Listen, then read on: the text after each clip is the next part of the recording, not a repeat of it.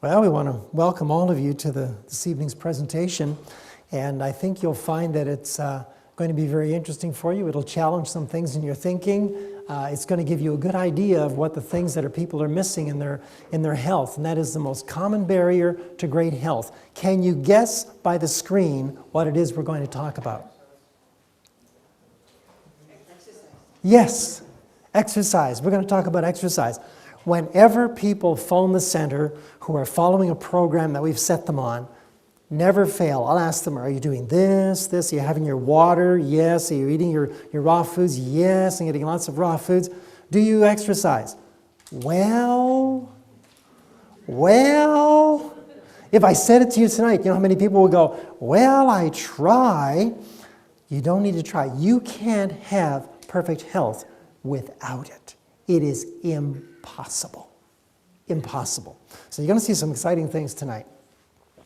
First of all of the diseases that plague mankind, the 22% that's seen up here on the screen, let me see if I can get my little arrow there, find my arrow. Oh, there it is right there.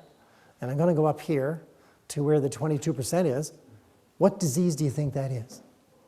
Causes 22% of the deaths.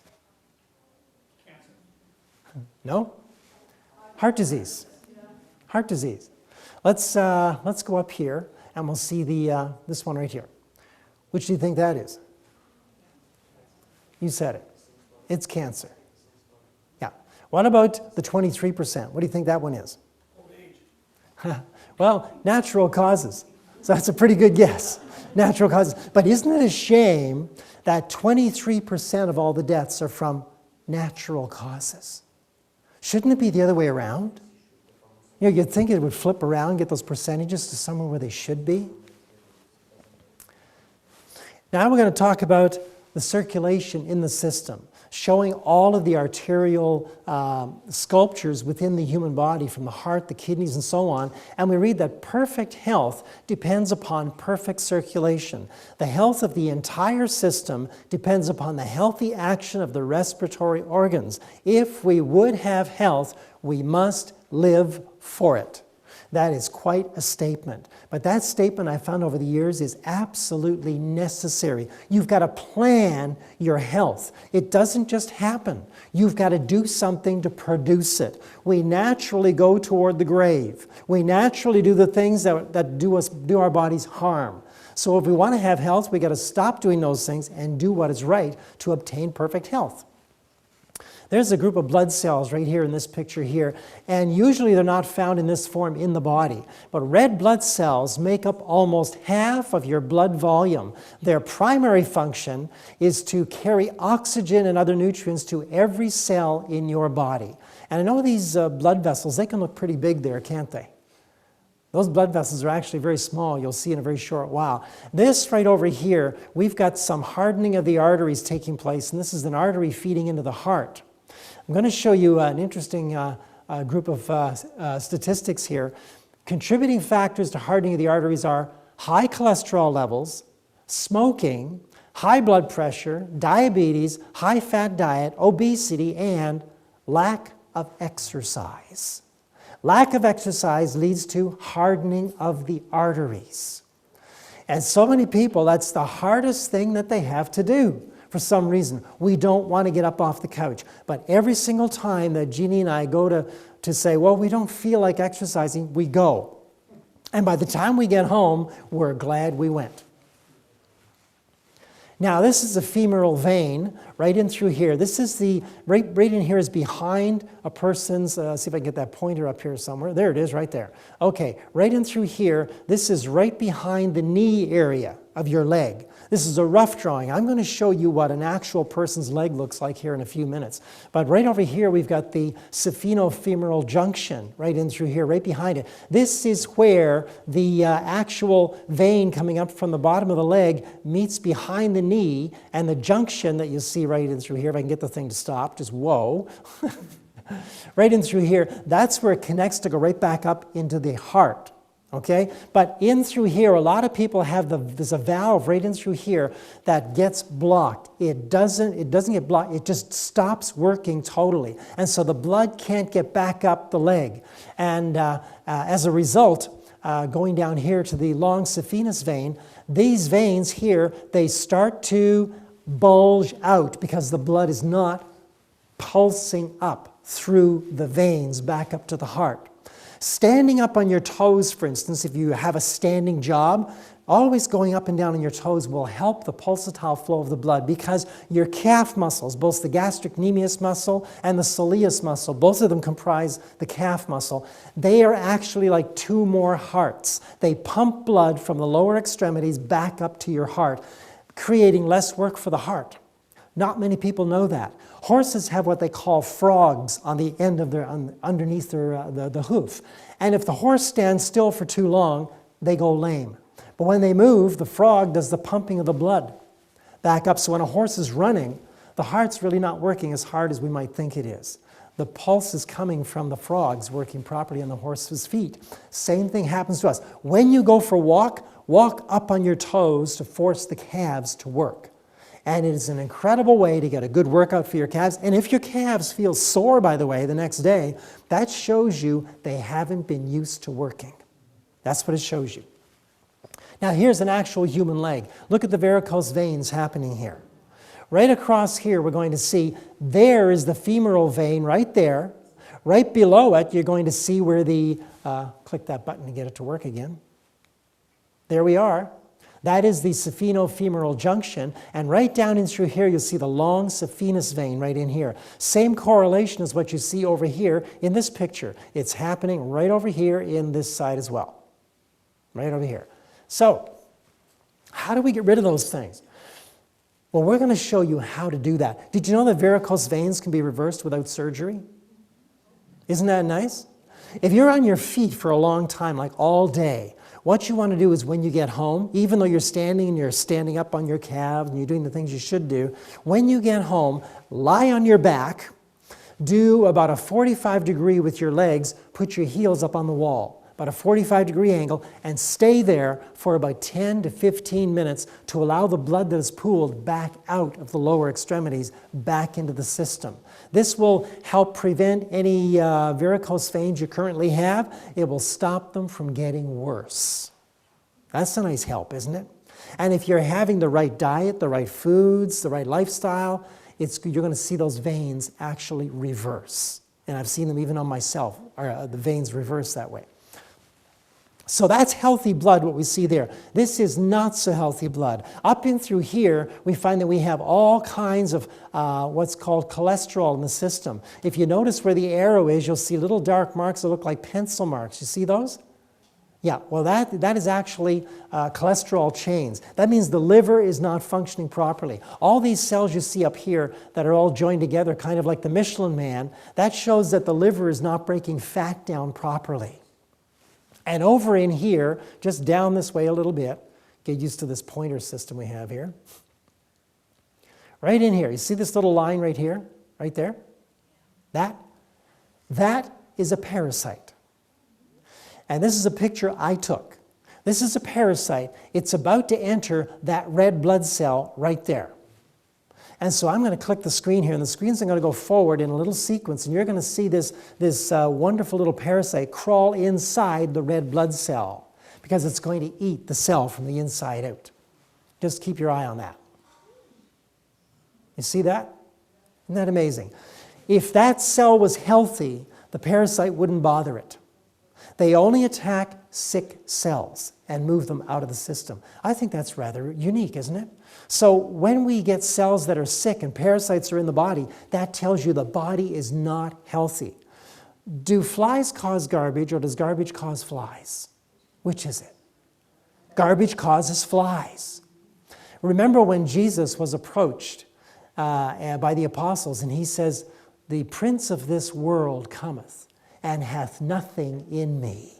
There was nothing in Jesus for Satan to feed on, no sin in Christ's life. And so it is with the parasites. They feed on things that are sick, things that are in a parallel sinful.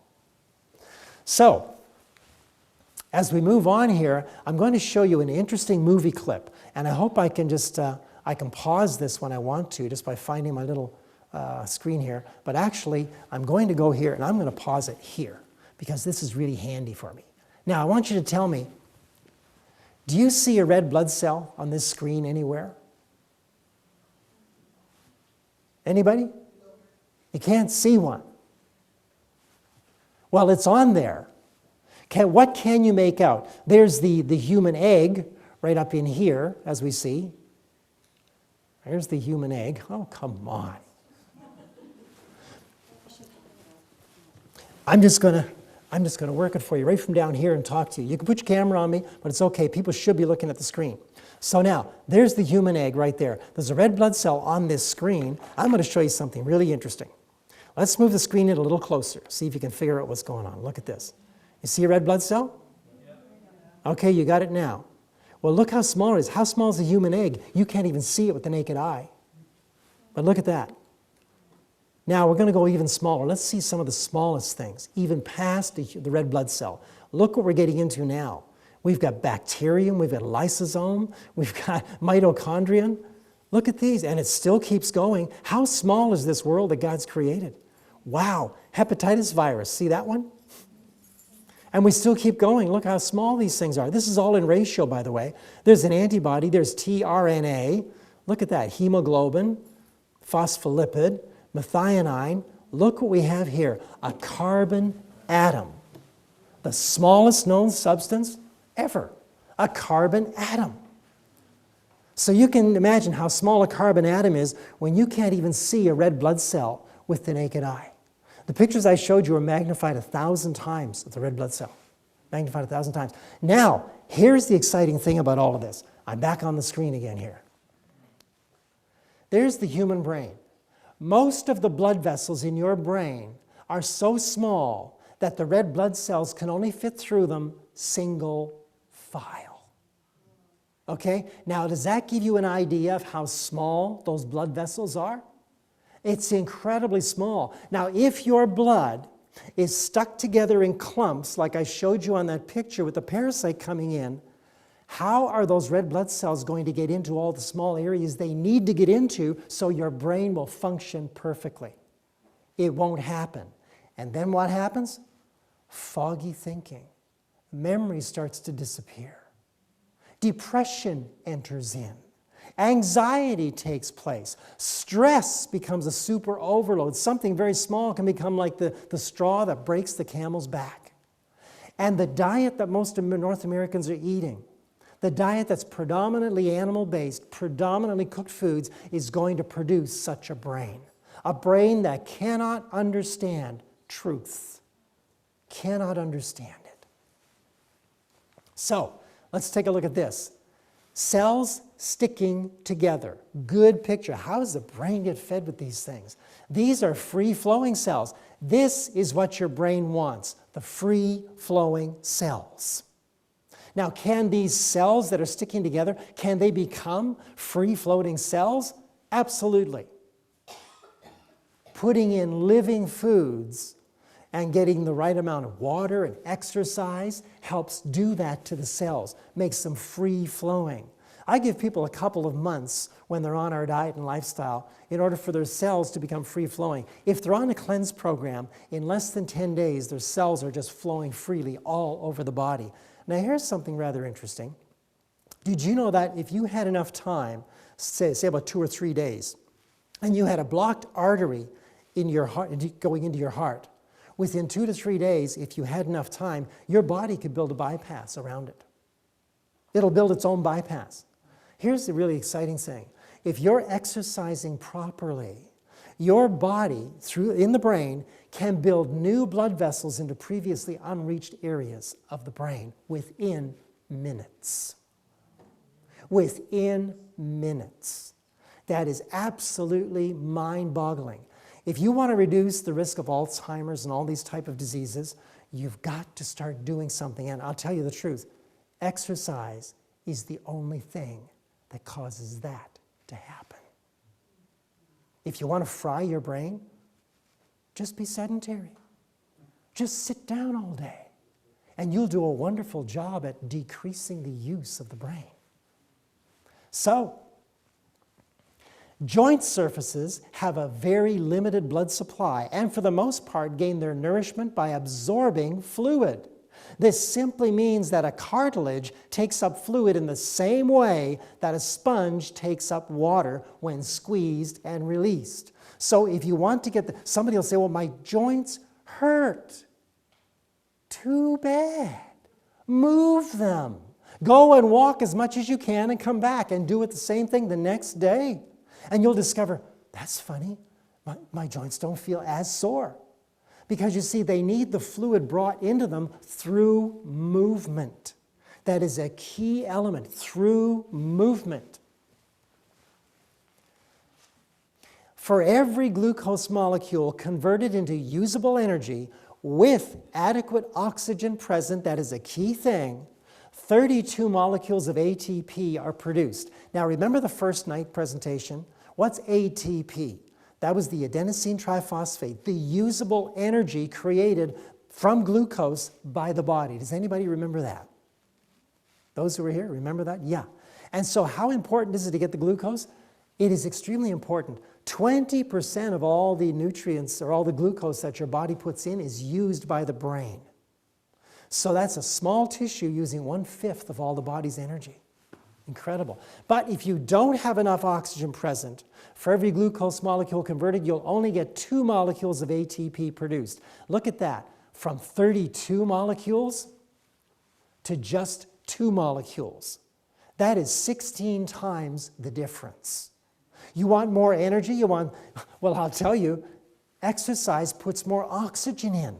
So you get more energy from your food. You get less free radical damage because oxygen sponges just sap up free radicals and take them out of the body as carbon dioxide.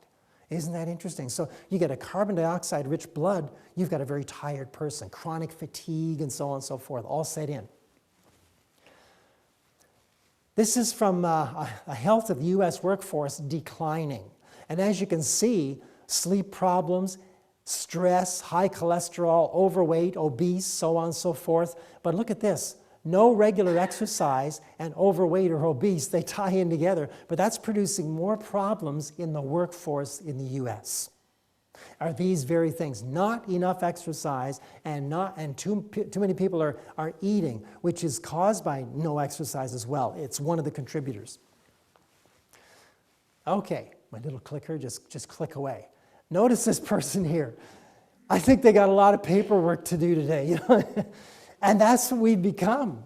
In this computer-based world, brain work is increasing along with being sedentary, while physical activity is actually decreasing. Do you agree? Yes. In the place where we live, it's called Bay St. Anne, New Brunswick, Canada. And when I was young, growing up in New Brunswick, anytime you were out on the street, you'd see kids everywhere. But now I walk out, and you don't see any. Guess where they are? At the computer, with their computer games. They are literally making their brain like a jello. It's just becoming like jello. They don't think at all. Wow. You may think those computer games are good for you. No, they're not. Risk and early death. Just do nothing.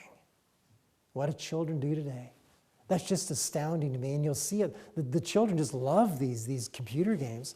Just do nothing. Here's an interesting statistic. 9 out of 10 kids risk growing up to have unhealthy amounts of fat on their bodies. And that's from being sedentary, doing nothing. It's the hardest thing for us to do, but I'll tell you, wow. Now, in my opinion, this is the finest man-made computer in the world. And that is a MacBook Pro 17. It's called Portable Genius. And when I started working on it, I was so frustrated because I was used to working with a Windows system, and a Mac is a completely different operating system. But I had to make my brain work to learn the system. So now I'm ambidextrous. I can go from a PC to a Mac and understand them both. I'm bilingual, kind of, I guess, right? Bilingual. But you see, what we need is we need things to stimulate the brain. Make it work like it's designed to work. You can't outwork your brain. And we're going to show you some fascinating things on the night when we present Losing Your Memory. Don't forget to watch this. It's a presentation that will blow your mind to what the human brain can do if we treat it right. As I've said before, your body is used to carry your brain around. So what are we doing with the body? The body's supposed to feed the brain, exercise the brain, and carry out the brain's messages, carry out the brain's promptings. We've got to really learn how to do that. But you see, the finest man-made computer in the world. What is the finest computer in the world? You got it. The human brain. Absolutely incredible. So now, you can use these treadmills to exercise your brain. Did you know you could do that?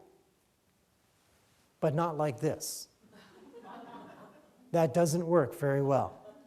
It'll take incredible balance to stay on the thing. If you're doing that, you may get a job with Barnum and Bailey Circus someday, but it won't do a thing for your brain. But there is better ways to do it. Exercise facts, you're going to see how. Exercise protects brain cells against toxins and free radicals by bringing more oxygen into the system. Also, it repairs DNA to help protect against programmed cell death. When a cell is not made properly, the body will destroy it. Eventually. Early cell death, they call it. So when damaged DNA is repaired, and your body, through the right diet and lifestyle, will repair damaged DNA, it stops these cells from being built incorrectly. They're built correctly, and now they have no longer programmed cell death. Fascinating, isn't it? So you want to live longer? Exercise. Exercise reduces the risk of cognitive impairment and dementia due to Alzheimer's disease by about 50% in persons over 65. What do we see in the homes for the elderly? Are they made active, or are they sitting down all the time? And how many times do they eat a day? Usually 5 to 7 times a day, in between meals when they shouldn't be. And they're sedentary. And I used to do music sometimes. You'd go into these homes for the elderly to sing some Christian hymns for them. And the places were so hot, I couldn't believe it. And there'd be people sitting there with a blanket around them. They were chilled, and they were sweating. I said, well, there's something wrong with this picture. There's just something wrong. If they just make them get outside and shovel snow, they'd warm up. If they feed them only 2 meals a day, they'd liven up. Their system wouldn't be exhausted from all that food they're putting in when at that age they really don't need it. Young children, you need 3 meals a day, growing child. A hardworking man may need 3 meals a day, but as a rule, adults don't need 3 meals a day.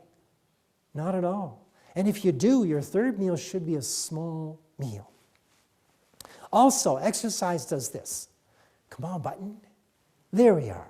Preserves mental abilities after age 70. Notice that? Preserves. That means they stay with you. You don't get so you can't remember so-and-so, and who's that over there? Oh, yeah, it's who's. Your brain remains sharp. Very sharp. That is so important. It reduces the risk of depression. Also reduces strokes to the deep brain areas. You're going to see how important that is. Also, exercise actually stimulates what is called Neuro Genesis. In other words, the ability of the brain to generate new neurons. That means you're going to get a better brain. Your brain is going to build neurons, which are the little connecting centers for your thoughts, for your actions. You're going to get better. Isn't that amazing? Also, when laboratory rats exercise, research shows they generate new neurons in the frontal lobe and hippocampus, which survive for about 4 weeks and then die off unless they are stimulated. What does studying do? Stimulate you. What does doing a crossword puzzle do? Stimulates you. Stimulates the brain. Conversation with somebody about subjects maybe you don't know, you're sharing with somebody, stimulates the brain. Stimulates the brain. Exercise exerts a protective effect on hippocampal neurons that lasts about 3 days. Exercise increases the chemical nitric oxide, which helps keep blood vessels walls open and round. varicose veins, you need to exercise because the nitric oxide, which is necessary, will be made. In fact, in your brain, when you exercise properly, it produces a substance that actually makes your brain really work very well. And we're going to get into that on that night I told you about. So now, this is Dr. Daniel Amen, and he has done a tremendous amount of research on the human brain.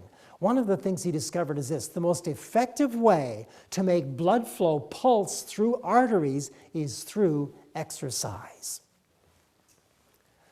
Over a period of years, these strokes accumulate, these little tiny strokes that happen, they accumulate in the deep brain areas over a period of years, these strokes accumulate and cause these deep brain areas to stop working. The deep brain areas control leg movements, coordinated body movement, and speed of thinking and behaving. So there's miniature strokes happening. Anybody heard of that in anybody that you've known?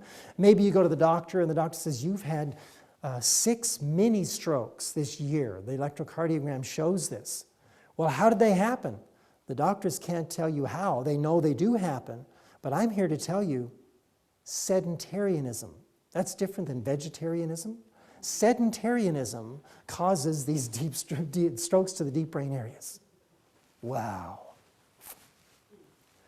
Without pulsatile flow, the blood vessels in the deep areas of the brain distort and limit blood flow, increasing the chance of tiny strokes. How important is exercise?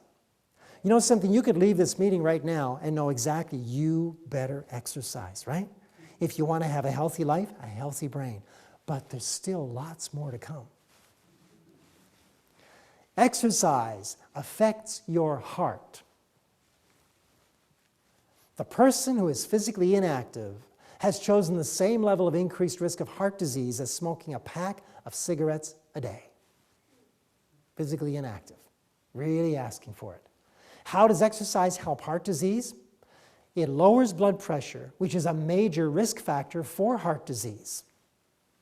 Increases good HDL cholesterol that transports fat away from the arteries and back to the liver for processing. It may reduce levels of bad LDL cholesterol that can form fatty deposits in the arteries and contribute to heart disease. Pretty important thing, I'd say. Exercise improves circulation by preventing blood clots that can lead to heart attack and stroke. Also, increases fat loss.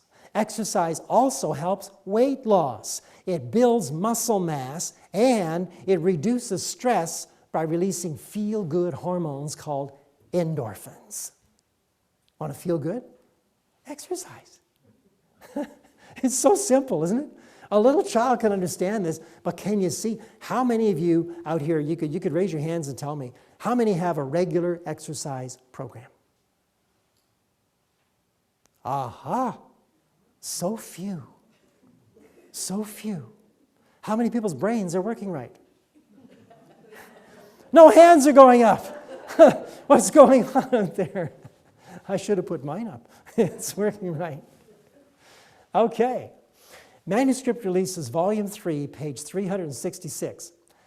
Then there is the lift cure. This, many suppose, is doing a great deal of good. It may be if this is not overdone.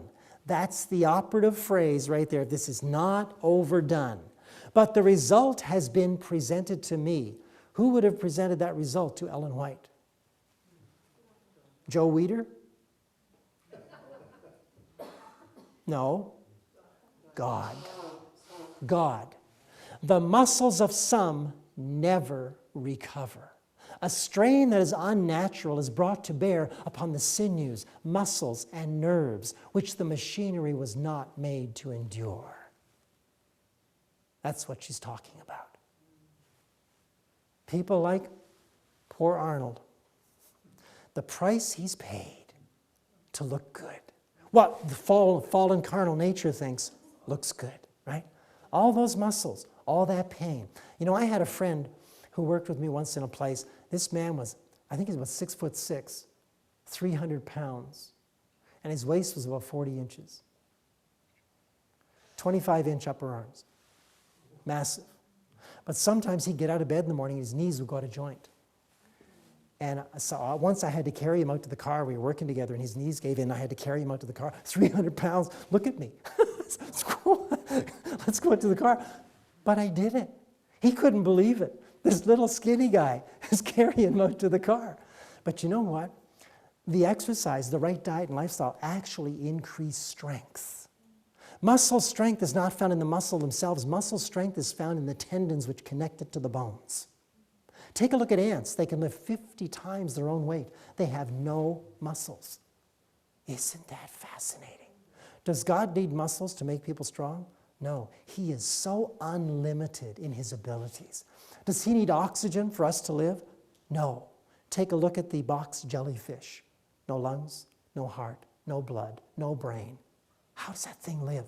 Most poisonous creature on the earth. You're dead within minutes of a very, very painful death. Box jellyfish, scientists can't even figure it out. Isn't that amazing? God doesn't need breath for us to live. He could make us live without breath. He is absolutely incredible. But does he need us to follow laws in order for us to come under the rule of life with him, or the laws of life? Absolutely. You know, in following the laws of life and in learning them, we realize our dependence upon the most brilliant being that ever could be. We realize his love for us in the laws he gave us. Now, physical exercise, you can vary it. Do all kinds of things. I've just put a few up here on the screen, but there's many different things that if you're going to go skiing, oh boy, BC is the place to do it, isn't it? I wouldn't recommend to the average person that you do that kind of skiing. This is kind of thrill-seeking right here. But there's lots of it. There's downhill skiing that's nicely done. There's cross-country skiing, which we could do more of in New Brunswick than you could in BC, I think. We got some great trailways to the park. But the point is, the exercise is the activity of exerting your muscles in various ways to keep fit. Tell me something. Does this young woman up here, not this one off of the ski slope, but this one right over here, does she look happy? Look at that sunshine. People in BC are really happy when they see the sunshine. Tongue-in-cheek there, right? A lot of rain out here, I know that. Okay. So now let's just take a look at this. When's the best time to exercise? The best time is upon rising before any food has been introduced into the body. This is a view from our back porch out in Bay St. Anne. That's a lie. I wish it was. But this is, we have beaches in New Brunswick that are just like this, and they're not far from us. And we go walking there. One of them's 13 kilometers long, all sand. And Jeanie and I, the beach right out by us is about 5 minutes away, and we drive down there, and it's 6 kilometers out to the lighthouse. And there's nobody there. And when the fog comes in, and it's early in the morning, and you go walking out there, one day we were walking, and it was almost as if you could just have a one-on-one with God. The whole world was stopped. Wasn't it nice, sweetheart? Oh, I tell you, I felt so invigorated, so happy to have that place to walk. And then you hear the and it just echoes and echoes across the ocean. Foghorn going. And it's just, to me, it's a haunting beauty that just draws me to where it is. And the air coming off the ocean is negatively charged air, unpolluted mid-Atlantic fresh air. And so at the Cleanse Center, all we breathe in. And when we get off the plane in Vancouver, I hold my nose. It is so hard to breathe in the fumes from factories and everything. Oh, it's just unreal. It'll be nice to get back to the fresh air, but it's nice. I'm glad to be here where we can do things that can actually help people to have a better life. So for Jeanie and I, it's worth going through the smog and the pollution just to be able to deliver a message, just to be able to give it to you. Now, Counsels on Health, Ellen White said this: the chief, if not the only reason why many become invalids is because the blood does not circulate freely. And the changes in the vital fluid, which are necessary to life and health, do not take place. The exercise moves the blood in and out of the tissues very well. If you exercise in the morning, before food is introduced into the system, your liver puts out glucose into the system, causing a freer circulation of the sugars, and as a result, when you have breakfast, you won't eat as much. Your body will burn off fat a whole lot better. Kind of interesting, isn't it? Well, now I'm going to get Jeanie to come up here and share with you some of her research into the exercise. And I'll tell you, it's exciting what she's found.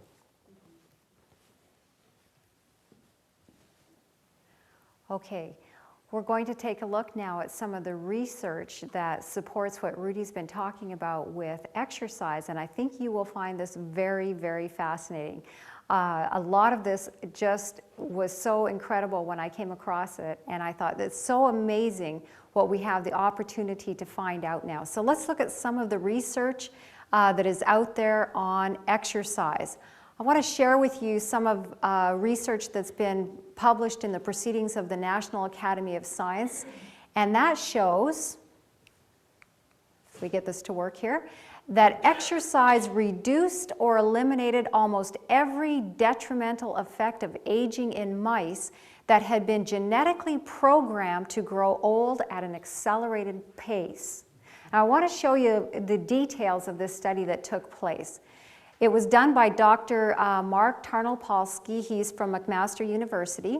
And in this experiment, Dr. Tarnopolsky and his colleagues used lab rodents that carry a genetic mutation affecting how well their bodies repair malfunctioning mitochondria, which are tiny organelles within cells.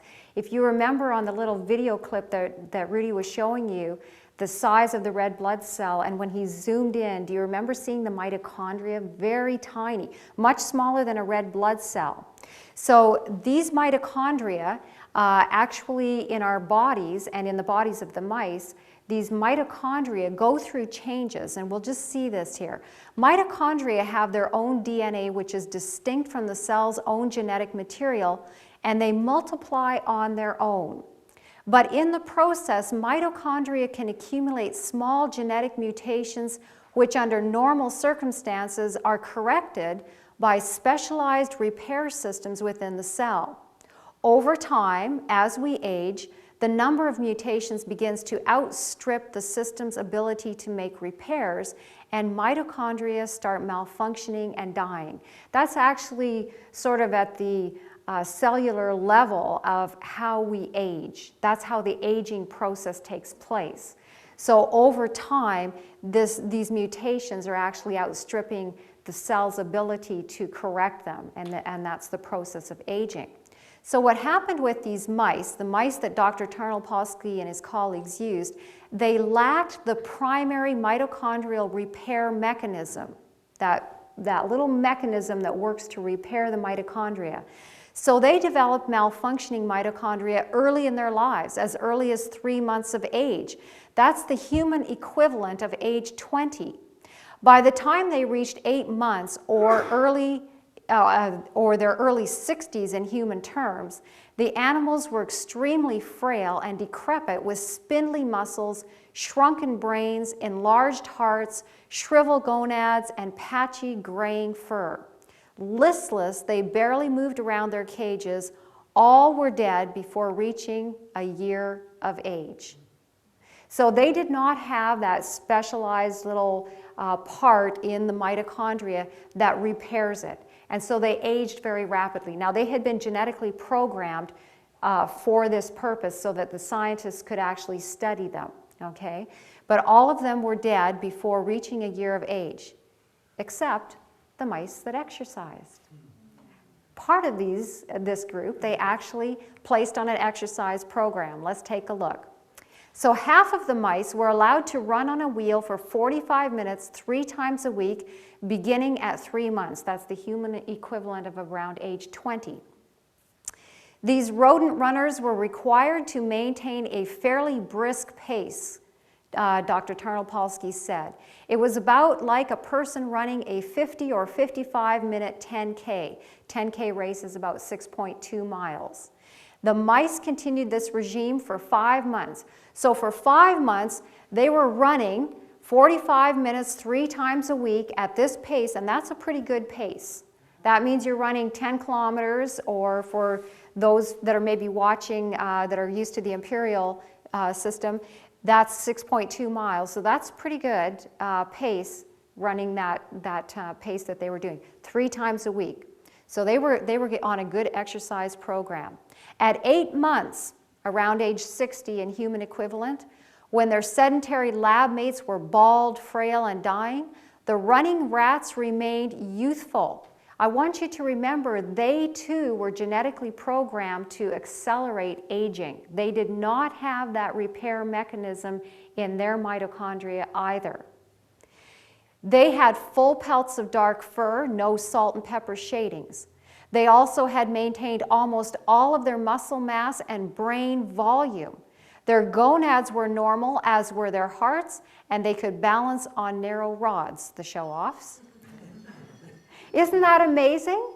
Just from exercising, just from running these rats on this exercise program, this is what happened. At 1 year, none of the exercising mice had died of natural causes. That's incredible. All of their lab mates had died. None of these ones had died of natural causes. Of course, some were sacrificed for the purpose of the experiments that were being conducted. That to me is amazing what took place. So even though their little cells were programmed to age rapidly, exercise overcame that. That should be encouraging to each and every one of us, that we too can have better health.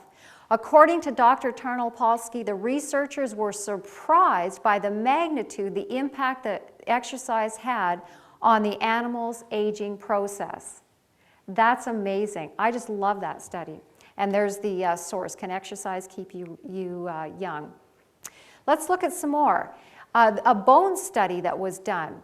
So in a study published late last year by researchers at the University of Southern California, the femurs of healthy adults, some in their 20s, others past age 55, were scanned with magnetic resonance imaging. The researchers found that in both young and old, the amount of fat in the leg's bone marrow was inversely related to the amount of bone. The more fat in the marrow, the less bone in the thigh. So this obviously would not be a good thing. So the more fat that you would have in your marrow, the less bone you're going to have. So you would want to make sure that it worked the opposite for you. So let's see what took place here. Experiments by Clinton Rubin, he's the director of the Center for Biotechnology at Stony Brook University, has shown that mice placed on platforms that were gently vibrating, it's an approximation of the forces generated by the muscular contractions of a gentle stroll, developed more bone density than mice who just sat around. Closer examination of the marrow in these experimental mice found that specific genes and gene transcription factors had been stimulated by the vibrations and had in turn directed the stem cells to transform into bone.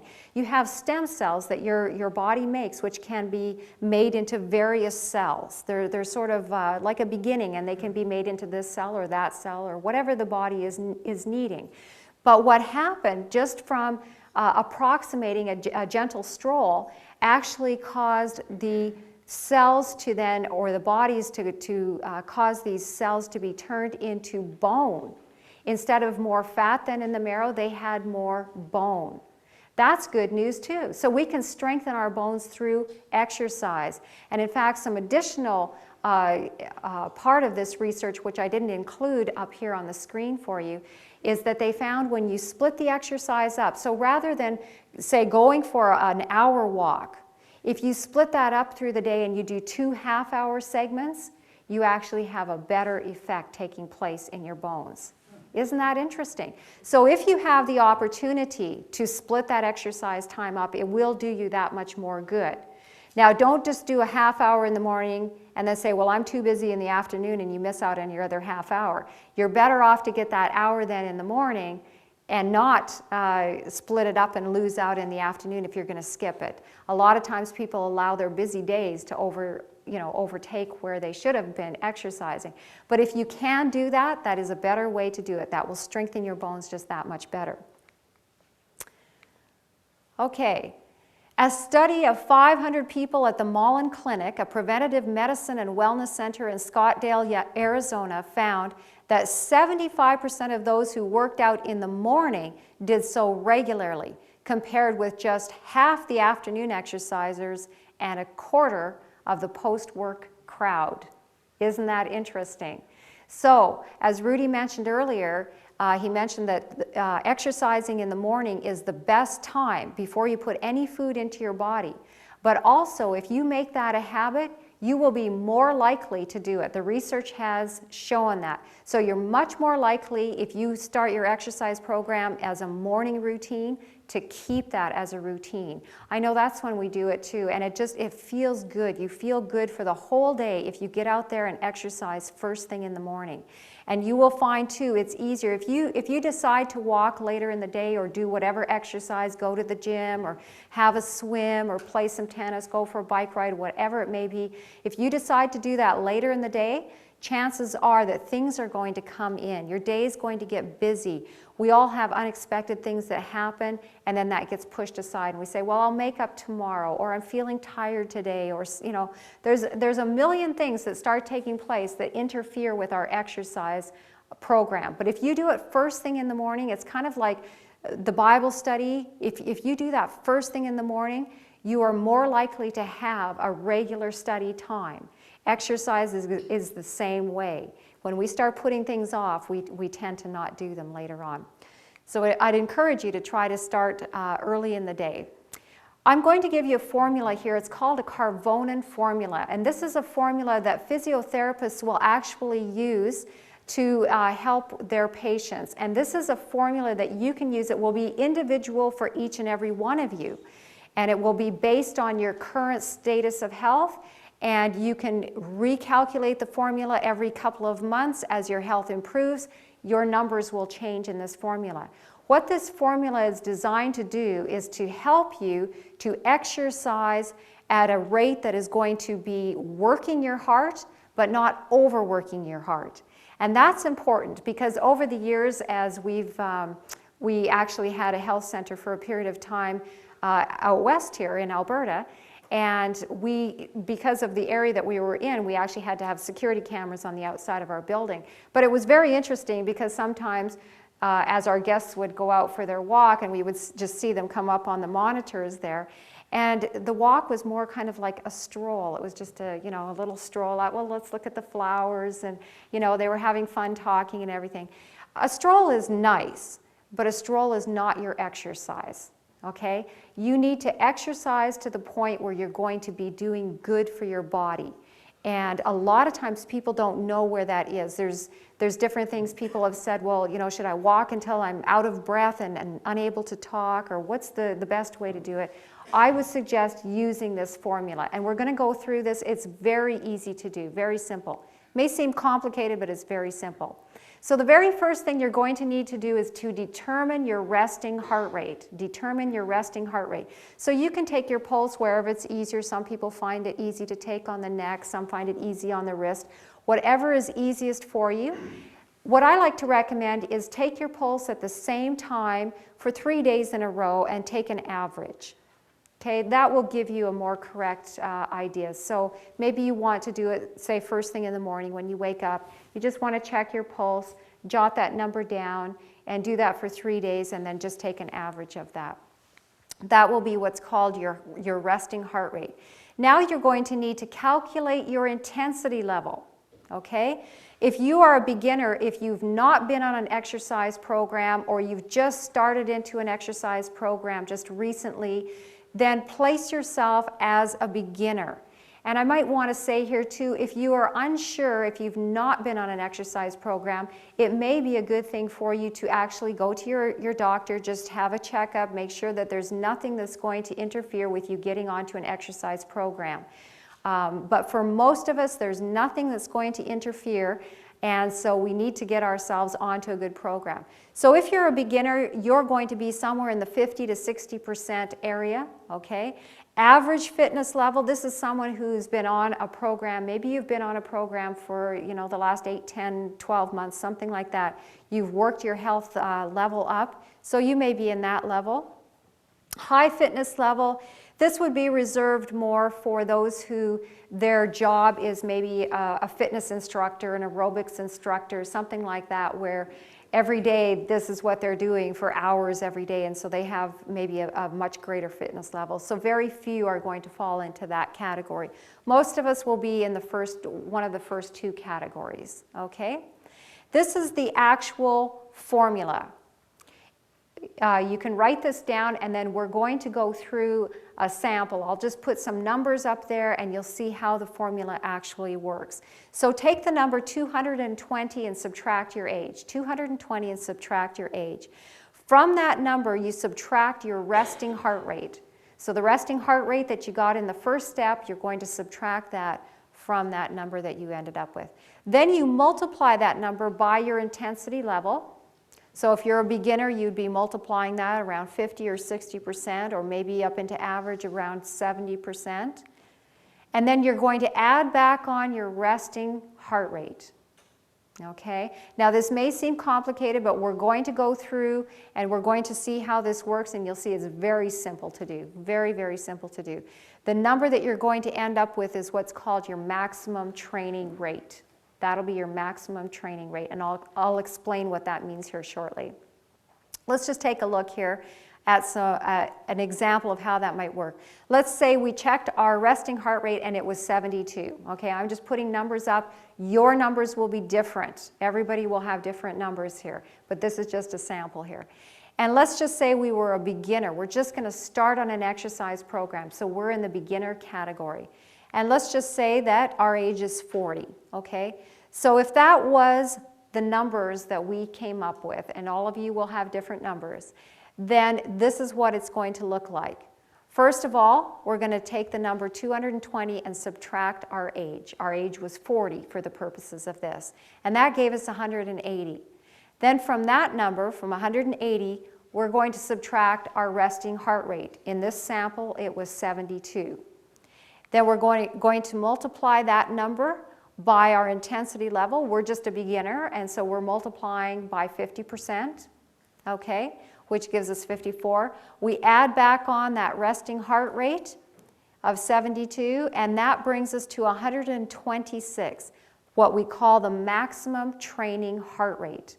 What that means then is when I exercise, if that was my numbers, what I came up with, that would mean then when I was exercising, I would need to get my heart rate to 126 and maintain that there for at least 20 minutes of my exercise time. Okay? Now all of you will have different numbers. You may have 120, you may have 130. It's going to depend on your own specific numbers, okay? But what you want to do is find out what your maximum training rate is, then keep it there and maintain that for at least 20 minutes of your exercise time. Now you might be saying, how am I going to keep that there? How am I going to know it's there? I recommend getting those little heart rate monitor watches. Those work great. You can pick them up, Canadian Tire, Sears, Walmart, almost everywhere has these little heart rate monitors, and you can just keep a check. It's very easy just to keep a check as you're exercising and see what your heart rate is.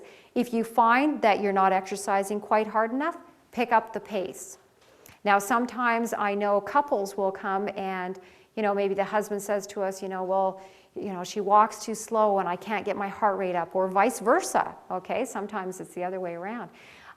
If that's the case, if you're with a walking partner or someone who, you can't go at a pace that's giving your heart a good workout, put a backpack on, put some weight in there. That will get your heart rate up. You don't have to walk real fast. You can strap some wrist weights on. You can strap some ankle weights on. There's lots of things that you can do to help pick up that heart rate and get the benefit. So even if you're going at a slower pace now, you're going to pick the heart rate up and get a good workout as well. So those are some easy things to do. But try to maintain that. If you find that you're exercising and your heart rate is going too high, then just slow that back down until you get back to where your range should be, and then just try to maintain it in that area. Okay, so it's very easy to do. Okay, let's, whoops, we went the wrong direction here. I have to get used to this clicker because we switched the buttons from last night. Okay, so 126, our maximum training heart rate. Okay. Edward Stanley, was the Earl of Derby, and he had this to say: those who think they have not time for bodily exercise will sooner or later have to find time for illness. And that is the truth. If we don't think that we have time to exercise, we will find that at some point we are going to be sick. It's a given. We can't have health, we cannot be well unless we exercise. Very important. There's all kinds of things that you can do to integrate exercise into your day. You can do things if you have stairs in your house. You can run up those stairs. You don't have to just walk up them. Okay? You can actually run up them, pick up the pace. Exercise harder, or look for ways to move your body instead of sitting and being sedentary. And you will find that your body will repay you with health. There is no drug in current or prospective use that holds as much promise for sustained health as a lifetime program of physical fitness. That comes from the American Medical Journal. No drug. There's no drug in current or prospective use that holds as much promise for sustained health as a lifetime program of physical fitness. And that is so true. Well, we hope this has been encouraging for you, and that all of you will be encouraged to start an exercise program if you haven't, or to carry on with your program, be more committed to carrying on for the future. Take a step toward better health. Thank you.